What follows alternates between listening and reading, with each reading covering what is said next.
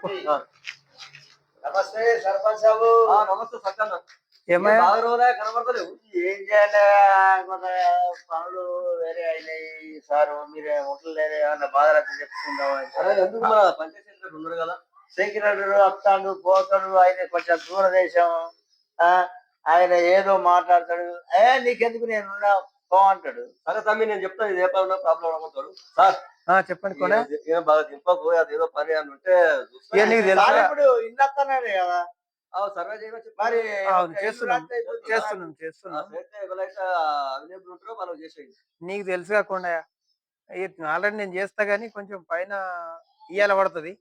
అంటారు సారు ధర్మా సాబు, నీకు తెలియదా? అదే పెద్దలు. తమ్మి నీకు ఎందుకు తెలుసు? నేను చెప్తా కదా, నీ పని అయిపోతుంది. నేను చెప్తాను.